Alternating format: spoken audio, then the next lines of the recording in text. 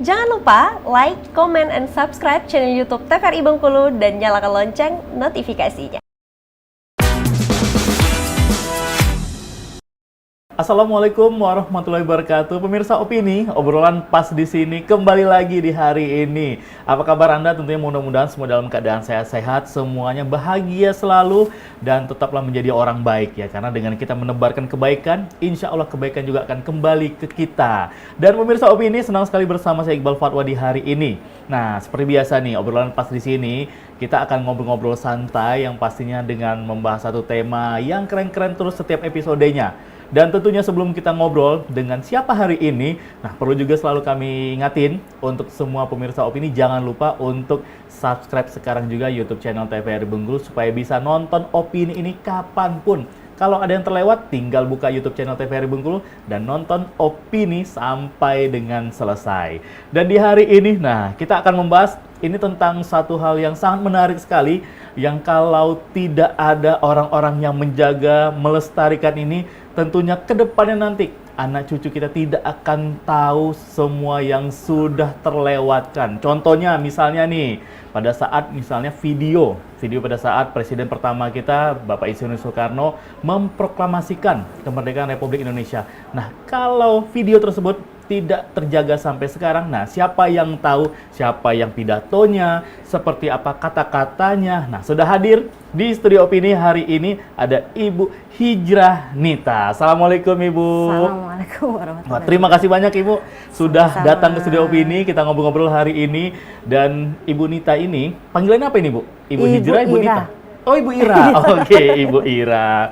Panggilannya adalah Ibu Ira nih pemirsa. Dan Ibu Ira ini dari yang tugasnya adalah mengurus kearsipan nih. Wah, pastinya untuk anak-anak muda mungkin ini baru pertama kali mendengar, oh ternyata ada ya orang-orang yang pekerjaannya adalah mengurusi kearsipan, baik itu negara, instansi, mulai dari tingkat kota, kabupaten, sampai ke nasional, Bu ya? Ada. Oke, sebelum kita ngobrol-ngobrol banyak pemirsa, kita kenalan dulu sama Ibu Ira. Ibu Ira boleh perkenalkan dulu ini Bu, aktivitas Ibu Ira sehari-hari, terus juga sehari-hari pekerjaannya di mana Bu? Ya, selamat pagi pemirsa juga, selamat pagi. Terima kasih, ini pertama saya ucapkan terima kasih kepada pihak TVRI yang telah mengajak kami untuk sharing di sini ya Mas ya. Saya Hijrah Nita, kebetulan saya dari, kalau asalnya ya dari luar Bengkulu sebenarnya, dari Sulawesi Selatan. Nah, saya di sini bertugas sudah 35 tahun 35 Mas, tahun, ya, wah. sebagai PNS, tapi dengan profesi yang berbeda. Oh, oke. Berarti sudah kemana-mana Bu ya? Dan profesi ini lucu juga sih, orang kadang nggak percaya ya. Sebenarnya saya dari bidan. Oke. Oh, awalnya bidan. Loh, saya juga pertama ini kaget.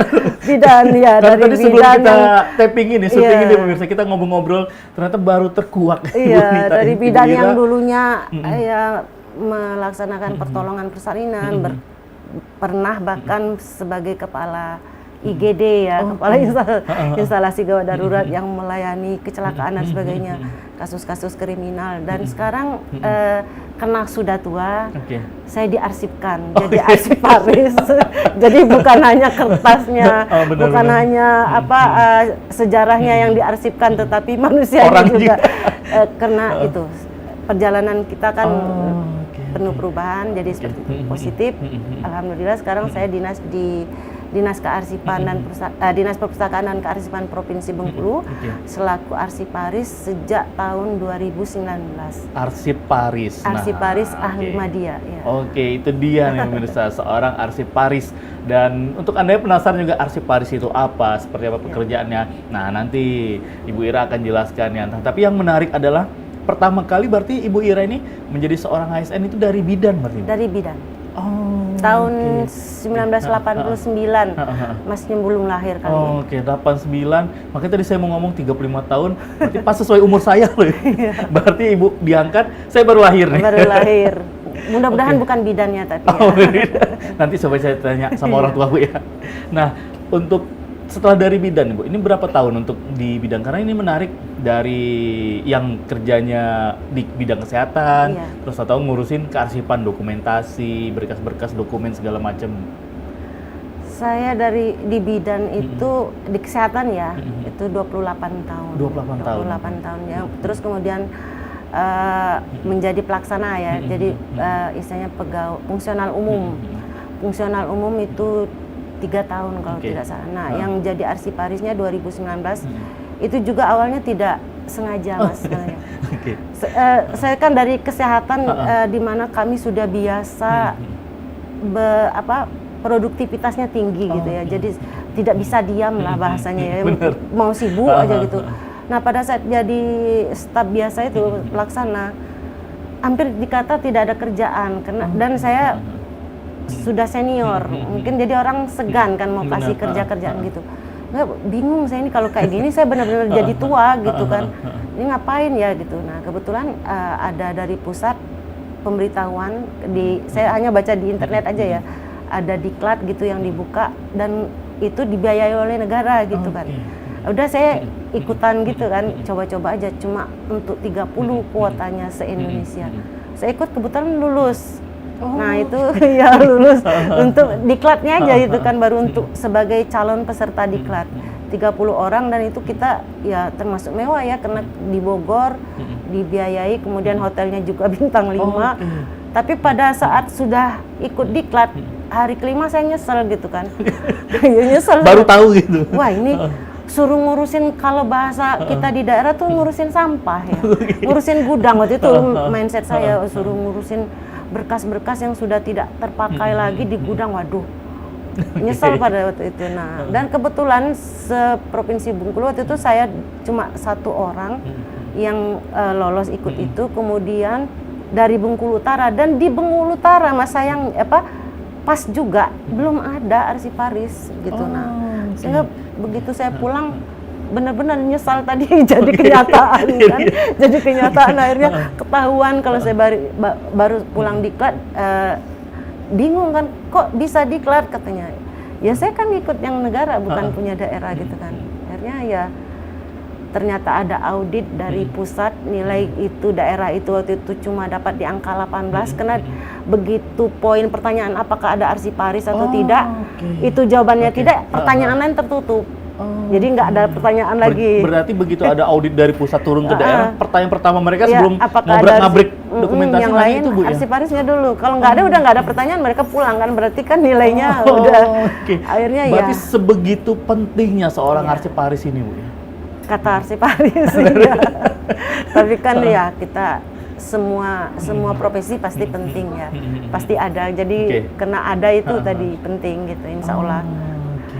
Dan pada saat diklat itu begitu pulang ke Bengkulu, kan udah selesai, berapa lama kemarin itu diklatnya Bu?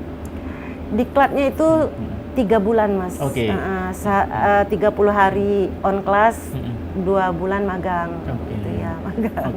Nah, berarti otomatis sebelum Ibu mencoba untuk mengikut untuk menjadi seorang arsiparis ini kan sudah tahu, mungkin sudah baca-baca apa sih tugas-tugasnya, terus pada saat sampai di diklat hal-hal apa saja yang dipelajari gitu. Nah, hal apa yang memutuskan sehingga Ibu, wah saya pengen coba nih untuk mengikuti diklat arsiparis ini Bu? Saya tadi Mas, sebenarnya kalau waktu itu belum tulus ya, belum tulus gini, saya tadi aduh saya tua nih kayak gini dianggurin gitu. Saya PNS kan, masa saya datang ke kantor cuma duduk bengong, terus ada budaya yang pulang gitu, saya nggak bisa yang seperti itu gitu. Jadi akhirnya apa yang kira-kira saya masih tetap bisa eksis digunakan. Karena saya ini PNS gitu, saya makan gaji gitu kan. Benar, hal itu yang mendorong. Iya, jadi pas pergi, oh iya, kembalinya ternyata tadi hanya satu-satu di kabupaten itu, sehingga ya akhirnya saya punya kewajiban untuk membina seluruh perangkat daerah di situ, termasuk sampai ke kecamatan. Jadi pulangnya ya udah sibuk lagi kan, karena sendiri kan. Alhamdulillah ya kita fungsi saya waktu itu misalnya menjadi apa ya, narasumber lah untuk seluruh teman-teman yang ada di situ. Berarti dari setelah diklat Ibu pulang ke daerah, baru memberikan pelatihan dan juga bimbingan untuk teman-teman. Lebih ke pendampingan Mas, karena tadi kan kita ini awam, kalau cuma dikasih tahu tuh nggak mempan. Jadi lebih banyak benar-benar tuturi handayani di depan, terus di tengah dan di belakang kita mensupport juga kayak gitu. Nah pada saat setelah diklat, momen diklat ini Bu. Ini kan 1 bulan untuk di kelas nih tentang On materi class, segala ya. macam. Terus baru ke magangnya, Iya. yang memang pelatihan yang sebenarnya. Nah, Iya. kemarin pada saat magang Ibu penempatannya di mana Bu? Kita waktu itu kembali ke daerah masing-masing Oke. ya. Saya kembali ke Bengkulu Utara. Nah, kemudian ya saya coba implementasikan ilmu yang saya dapatkan di kantor saya dulu. Nah, alhamdulillah waktu itu pimpinan yang ada di situ dengan penjelasan-penjelasan yang saya sampaikan support. Oh iya, kalau gitu udah langsung dikasih ruangan. Merasa terbantu Ya, gitu Bu ya? langsung, ya. Oh, iya Bu, karena dalam kearsipan ini juga ada hukum ya Mas ya, ada sanksi hukum ya. Kalau kita cuma bicara sanksi administrasi orang nggak takut. Benar. Tapi kalau sanksi hukum mereka, Bu kalau kayak gini, kalau misalnya ketahuan hilang atau ketahuan diambil orang, ternyata ini arsip Ibu, itu sanksi pidananya bisa kembali ke Ibu gitu. Akhirnya ya udah kita ini, jadi langsung disupport dan beliau fasilitasi. Nah, itu yang dijadikan percontohan waktu itu. Oke, nah untuk tapi per sebelum Ibu sudah ada juga nggak Bu teman-teman di daerah ini yang duluan juga menjadi seorang arsiparis? Atau memang ini benar-benar baru diklat pertama kali yang diadakan gitu? Kalau itu untuk Bengkulu Utara Mas, itu yang Oke. pertama. Tapi kalau di Provinsi Bengkulu sendiri waktu itu sudah banyak. Oh, sudah kalau banyak. Provinsi Bengkulu ya.